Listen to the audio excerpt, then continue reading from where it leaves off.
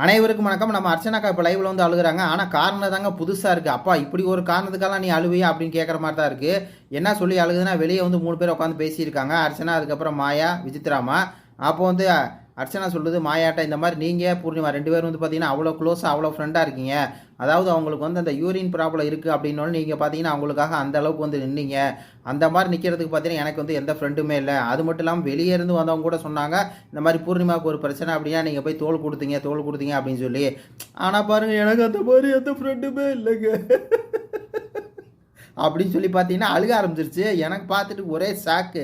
எதுக்குடா அழுகணும்னு விவசாயே இல்லையா அப்படிங்கிற மாதிரி தான் இருக்குது. அவங்க 2 பேரும் ஃப்ரெண்டாக இருக்காங்களாம். இந்த மாவுக்கு அந்த மாதிரி ஒரு ஃப்ரெண்டு இல்லையா, அழுகுது. அதான் வந்து விசித்ராமா சொல்கிறாங்க, அதெல்லாம் நீ எதிர்பார்க்க முடியாது. இங்கே வந்து அது வந்து ஆர்கானிக்காக உருவாகணும். நீ எதிர்பார்த்துட்டு உட்காந்துருந்தீங்கன்னா இங்கே இருக்க எவனுமே வந்து அந்த அன்பெல்லாம் வந்து கொடுக்க மாட்டான் அப்படிங்கிற மாதிரி சொன்னோன்னே இது சொல்லுது, அப்படி இல்லை மேடம், இங்கே இருக்க யாருக்குமே என்ன பிடிக்கல மேடம்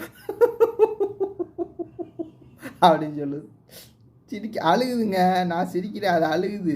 நீங்கள் பார்த்தீங்கன்னா தெரியும், இதுக்கெல்லாமாடா அழுவ? சபா, இந்த மாதிரி ஒரு ஃபேக்கை எங்கேயுமே பார்த்ததில்ல. இப்போ மாயாவோட சேர்ந்து உடனே மாயா எந்திரிச்சு வந்து, நான் இருக்கீங்க உங்களுக்கு ஃப்ரெண்டு அப்படின்னு சொல்லுது. உடனே மாயாவோட மாய வழியில் சிக்கிய அர்ச்சனா அப்படி சொல்லாமா?